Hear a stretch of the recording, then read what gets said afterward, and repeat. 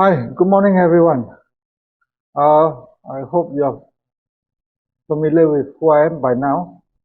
In case you're not, I'm Teng, and essentially I'm a fund manager. Today's topic is unusual, but of extreme importance to Malaysians and the country as a whole. Malaysia is going to have state elections in 6 states: Selangor, Penang, Negeri Sembilan, Kedah, Terengganu, and Kelantan very soon.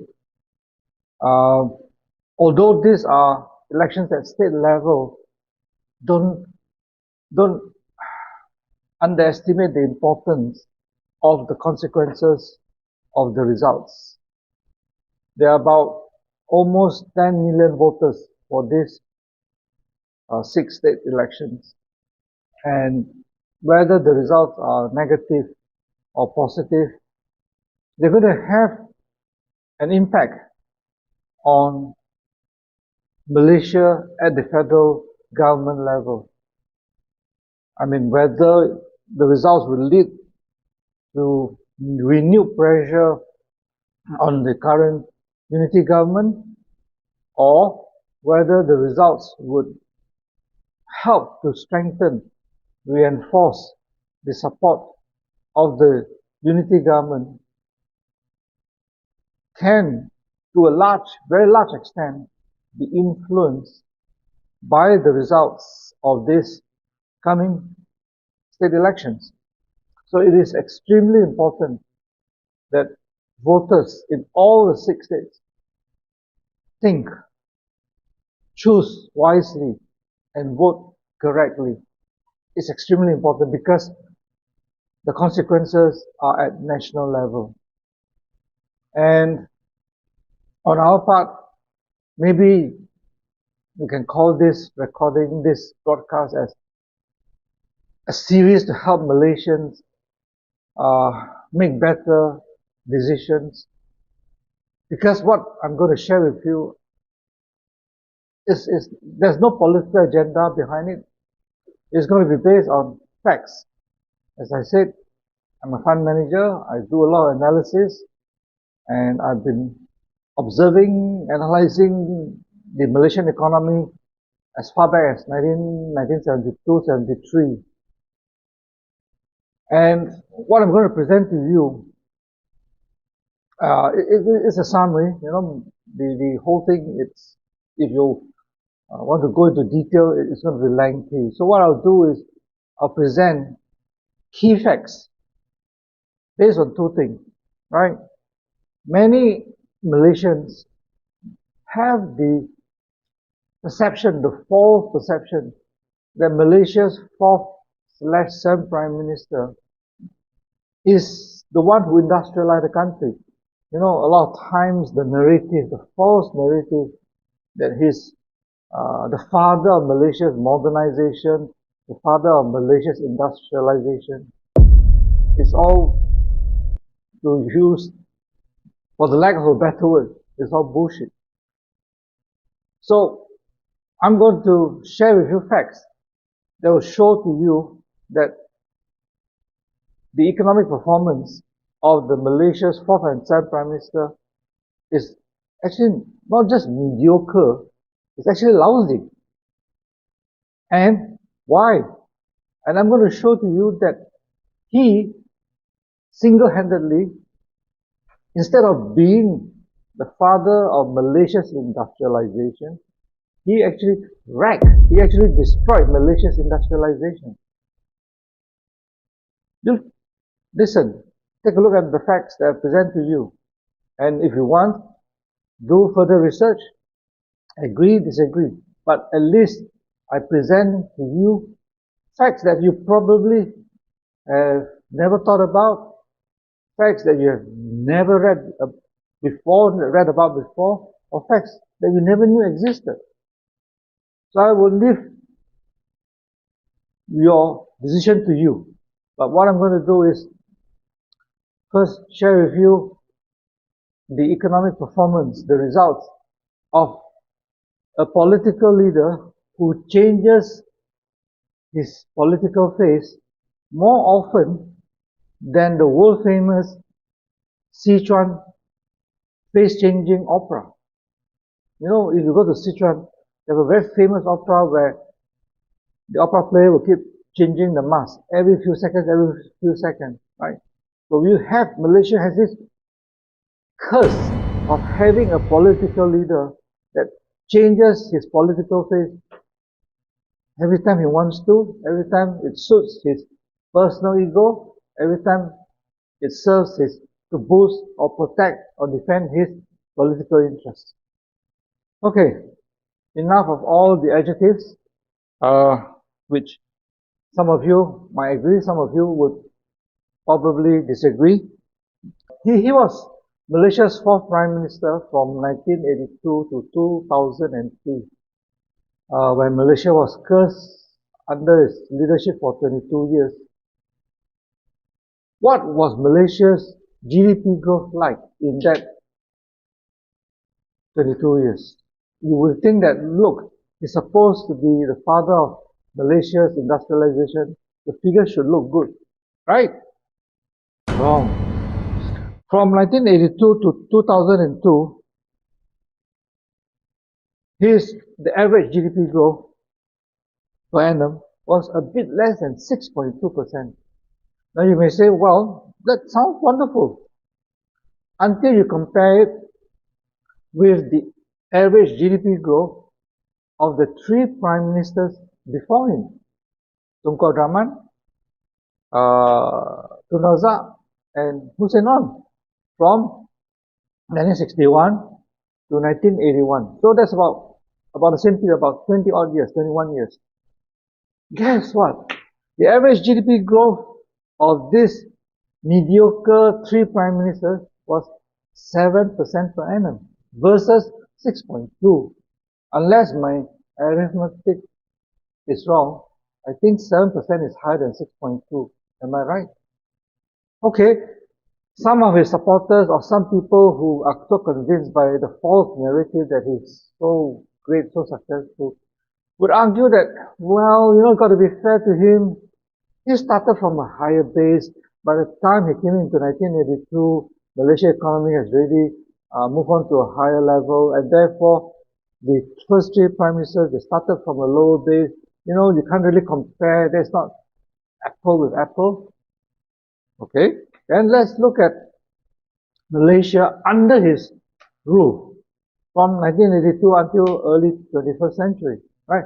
And compare Malaysia with Thailand, Singapore, and say, for example, Taiwan. I don't want to compare Malaysia with Singapore, because no matter how you look at it, right, Malaysia loses out to Singapore by a big margin. I want to compare Malaysia with Thailand, Taiwan, and South Korea from 82 to the early 21st century. You look at real GDP per capita. You have to look at GDP per capita because Malaysia had high population growth. So if you look at just GDP alone, it might be distorted. So look at the GDP per person. And from 82 to about 03, Malaysia's real GDP per capita grew. It doubled. From, let's say, we start from 100 in 1982, by 2002, 2003, it was about 200. You may say, well, there you go, that's great. Unfortunately, not again. Because Thailand, which is supposed to be not so good as compared with Malaysia, and don't forget this period comprises the 1997 Asian crisis, right? A period where Thailand was really devastated. Thailand's real GDP per capita surpassed that of Malaysia. In that same period, Malaysia's real GDP per capita about double, Thailand nearly tripled. And that is Thailand. What about Taiwan? Taiwan, in the same period, the real GDP per capita grew 500%. Malaysia's grew 200%. And South Korea, the country that was like Thailand, very badly affected by the 97 crisis, where they had to be bailed out by IMF. and the South Koreans had to go and mortgage their gold so that they can raise the money to help the country. South Korea's real GDP per capita was, among these four countries, is actually the highest in terms of growth. It grew more than 500%. So here you go, right? You say that the three first prime ministers had the advantage of a lower base. Now I'm comparing four different economies starting from the same base and over the same period facing the same economic crisis. So why is it that Malaysia's real GDP per capita underperformed the neighboring countries? Because his economic performance is lousy. That's a fact. I'm not inventing this fact. It's a fact. I mean, whether you want to accept the fact, I don't know. I'll leave it to you. Let me turn to another economic fact. Right? If you look at our real GDP growth from the early 60s to say 2017, around that period, right? And to make sure that we look at it in a more, in terms of its trend, so that we strip out the volatility of economic cycle. So we take a 5-year moving average, 5-year, right? Which is fair to whoever it is. Now, when you look at it that way, then the so-called economic success of the fourth prime minister happened only for a short period, from about 1991 to 1996, about the 6-year period. That's it. So the unfortunate thing is the narrative, the popular narrative, focuses on those short 6 years. But they overlook the fact that Malaysia in 85-86 had an economic contraction. I call it Malaysia's depression.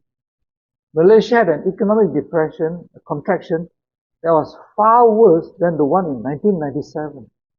That economic depression of 85-86 is something that, I don't know, analysts are not aware of it, journalists don't write about it, Malaysians seem to have forgotten or not even aware that there was an economic depression in 85-86. So if you remember, 85-86 there's one, 97-98 there's another. Right? So don't just focus on that 1991 to 96, because there are two major catastrophes that Malaysia experienced from 1982 to 2003. But if you look at the earlier periods, Malaysia didn't have to go through this volatility and subsequently. Right? And if you look at another aspect, how did he produce his so-called lousy economic performance? Because you have to look at it from multiple angles. Budget surplus is a point that I've raised a few times before, especially in my talk on why the ringgit is falling. Budget as a percentage of the GDP of the economy. Again, I compare Malaysia with Thailand, South Korea, and Singapore. Except for, I'm talking about the 82 to 2003 period, right, under the dictatorial rule of Malaysia's fourth prime minister. Malaysia's budget enjoyed a budget surplus only for a very short period. It was around 94, 95, 96, about 3 years. So out of 22 years, Malaysia's budget was all the time in deficit.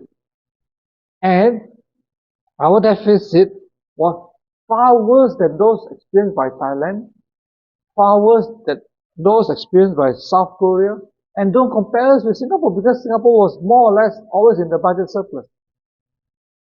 So here you go, another economic fact, right? That our whatever economic GDP growth that we had was actually based on very flimsy foundation. It was based on persistent budget deficit that were at scary levels, that were almost the same or even surpassed those budget deficits of countries like Greece, where they faced the economic crisis in 2009. The other deficit I mentioned in my earlier talk is current account. And this is also one of the achievements, achievements within quotation mark of Malaysia's fourth Prime Minister. Because from 82 to 2003, except for, if you take the period before the 97 crisis, right, the only time when Malaysia had somewhat of a surplus, current account surplus, was in the late 80s. But if you look up, take that away, look from 82 to 97, Malaysia's current account deficit was terrible, right? And add on the budget surplus, the budget deficit, the current account deficit, that was the weak foundation that Malaysia's GDP growth was built upon. It's not surprising. Anybody would know, any economic person, professor or whatever it is, would be able to tell you, when you manage a country like that, the country is very vulnerable to all kinds of external shocks. 85, 86 was one external shock. 97, 98 was another external shock.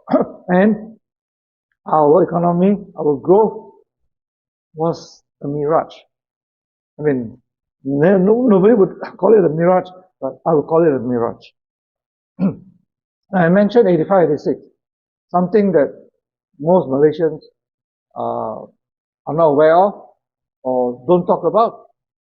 There are two ways to look at GDP growth. Real GDP adjusted for inflation, and nominal GDP, which is not adjusted for inflation, right? In the case of 85, 86, you have to look at the nominal GDP, because what happened was our normal GDP for 85, 86 plunged. It's not just a recession, it plunged. By 1986, our nominal GDP contracted at a scary rate of about 8%. That is more serious. That was the second year. 1985, it also contracted. 2 years, consecutive years of nominal GDP contraction. That is worse than the Great Depression that America suffered in 1930s. That's how bad it is. Our banking industry, our stockbroking industry nearly collapsed. I mean, by now you probably think that public bank, is such a great bank. But in 85, 86, public bank nearly went bust because there was a bank run. There were depositors all over the country that were withdrawing their deposits from public bank because they feared that public bank was going to collapse. And the stock market, the Malaysian stock market and the Singapore stock market, because they were joined together at that time, was closed for 3 days. Have you ever heard of a stock market being closed for 3 days? In 1997, the stock market was open all the time. But the economic crisis in 85, 86 was so bad that the stock market had to be closed. Because if not, the economic consequences would have been even far greater than what was already experienced at that time. So here you go. I've given you some economic facts of Malaysia's fourth Prime Minister's economic track record. It's something that if I were him, I would be very embarrassed, I'd be ashamed of. Now, then came 97 crisis, right? What did we do? What did Malaysia do? We imposed capital control and high under capital control. A lot of Malaysians have this somewhat very jaundiced view that capital control saves us. No, capital control did not save Malaysia. Capital control pygmified Malaysia's economy. It pygmified us. Capital control was imposed long after the crisis has already happened in September 1998. The money had already, whatever money that was going to go out had already gone out of the country. The exchange rate was already at a horribly low level.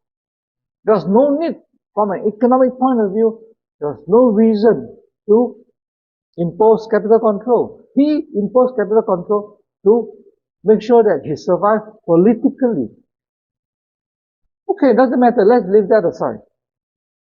Because a good leader, a prime minister who manages the economy well, would have used that period of time where you are insulated artificially to undertake major reforms so that you make sure that your foundation is stronger, that your economy will be reformed, and emerge from this stronger than before. That is what a good prime minister will do. We never did anything of those.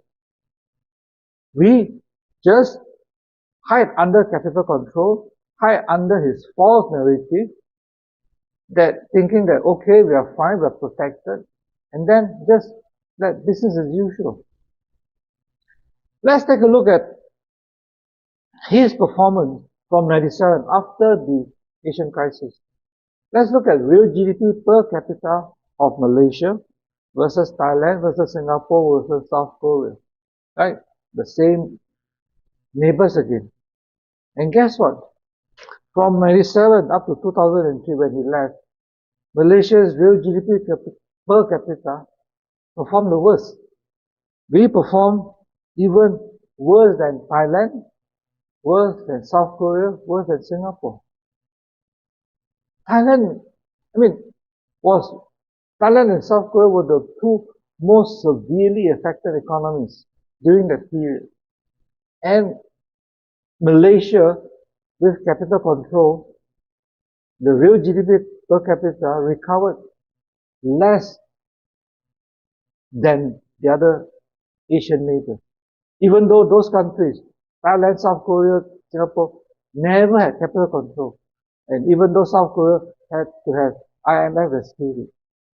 So why didn't we do any kind of reform, economic reform? Because he was not interested. If you look at Indonesia, the first president after Suharto was Habibie. Now Indonesia, maybe you have not heard of Habibie, but he was the president of Indonesia for a short period, for about, I think about maybe less than 2 years. But in that short 2 years, he undertook major political reforms, a lot of which are still benefiting the Indonesian economy 25 years later. So, am I inventing all this? No, you can go and do your own Google search, you can do your own research, and find that what I'm presented to you are facts. Maybe some of the facts are a bit more difficult to get, like the real GDP per capita and all that, but all the figures that are given to you are obtained from official sources, like from the World Bank, and so on and so forth. Okay, that is his economic track record, so to speak. Why is it that his economic track record, his economic performance is so lousy, is so bad? Because his economic policies were bad. Malaysia's industrialization was wrecked, destroyed by Malaysia's fourth prime minister. Okay, so if you remember, because if I want to go through every one of his failures, it will take me like one whole week. That's how many he has, the failures. What I want to show is maybe some famous examples, right? HICOM. Well, Malaysia's fourth prime minister started a campaign, a policy of heavy industrialization. That means to move into cement, steel, that kind of stuff. So to do that, he set up HICOM, or Heavy Industry Corporation of Malaysia. That became a failure. Under HICOM is the very infamous Perwaja Steel, a steel plant which was set up in Terengganu. It failed very shortly after it was set up. It failed very miserably. Because why? The Japanese partner gave Malaysia the wrong technology, And our fourth Prime Minister, who so naively trusted and believed in the Japanese, bought everything, and then Malaysians have to suffer. Wajah still. Go and take a look. And then, of course, Kedah Cement, another one of his white elephants. I call this all white elephants under his heavy industrialization program. That also failed. Kedah Cement, the cement plant was in Langkawi, for God's sake, the transport cost to transport cement from Langkawi. And then you have Renum, a conglomerate that was highly geared, had a lot of external borrowing, that was devastated when the Asian crisis broke out. That also collapsed. So these are some famous failures. Of course, then you have Proton, right? And Proton, in the first few initial period, yes, Proton was able to sell the cars because there was so much tariff, so much protection given to Proton. But subsequently, Proton also had to be rescued. In 2017, Geely from Zhejiang province in China took a 49.9% stake in Proton. And since then, Geely has rescued Proton. So is Proton a failure? Is the fourth Prime Minister's industrialization policy a failure with regards to Proton? Yes, a definite yes. Because Malaysia's fourth Prime Minister was 100% against any foreign partner coming in to help Proton. Only the Japanese partner can, only Mitsubishi can. Because the original partner was Mitsubishi. But Mitsubishi never transferred technology to Proton. Mitsubishi treated Proton like a joint venture that they can suck money out of it. But when under Abdullah Badawi, they wanted to bring in Volkswagen to partner Proton, our fourth Prime Minister was totally against it. And then under Najib, when they wanted to bring in Geely, again, he was totally against it. But why is he only in favor of Mitsubishi, a Japanese partner that screwed Malaysia? But you look at the track record of Geely. 6 years after they came in, Proton is now on the journey to being a world beater. They're going to be producing EVs and exporting cars out of Malaysia. Only 6 years. Something is wrong.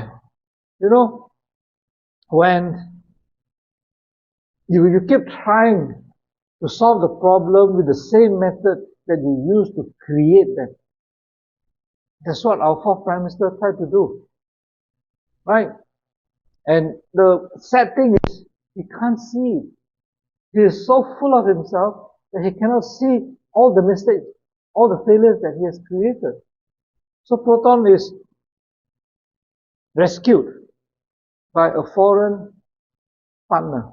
But before that, Proton was going to be like the other long list of casualties under the fourth Prime Minister. So that is his industrialization. So what is left out of his, for example, the national car policy? Proton, which is rescued by a foreign partner. Perodua, which has enjoyed all the protection that the domestic market has given and has never gone beyond Malaysia. So is that a success? That is just import substitution. Import substitution means that you just substitute whatever you have imported before and you hide it behind all kinds of protectionist policy. That is not industrialization. That is just, Malaysia started with import substitution in the 60s. I'll talk about that in a while. But his failures also came from his very naive look east policy. He launched it in 1982, when he became Prime Minister, and basically is asking Malaysia to look towards Japan, emulate Japan. There's not a single success that has come out of this policy. And ironically, Very shortly after that, in 1984, let me just read you a quotation. This is from a book by Barry Wayne. Barry Wayne, I think, was the Asian editor of Asian Wall Street Journal in the 20, 30 years ago. He wrote a book called Malaysian Maverick, right, for the fourth Prime Minister. He said, in a hard-hitting speech in August 1984 that reeked of embarrassment, Dr. Mahathir registered his unhappiness over the way Malaysia's relations with Japan had failed to evolve, accusing Tokyo of conducting a colonial economic relationship.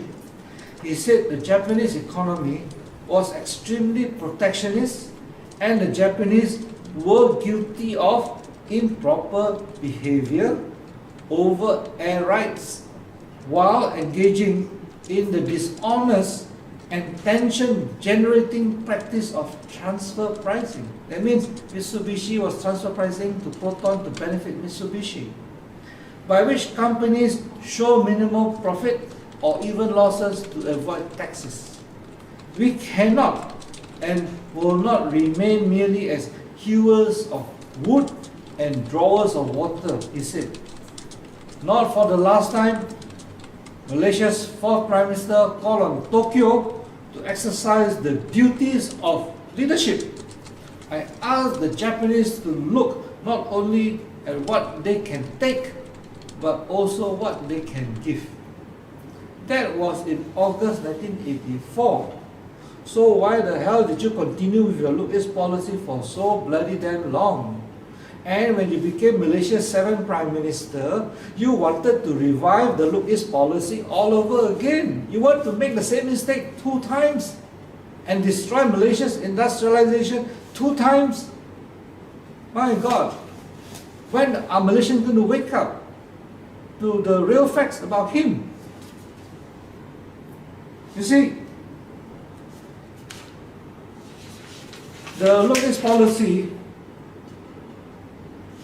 during that time, our trade deficit with Japan jumped up, and it never produced any results, any positive benefits to Malaysia.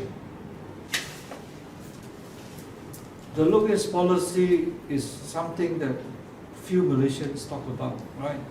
But you all don't realize how much damage it has done to Malaysia's industrialization. I will stop now because it's quite long. I'll take a pause, and then after that, when we come back, we'll continue with Malaysia's lousy Look East policy, and then what actually made Malaysia's industrialization policy succeeded. That is a very interesting topic because you're going to hear and listen to facts that you probably never knew existed. I'll see you soon.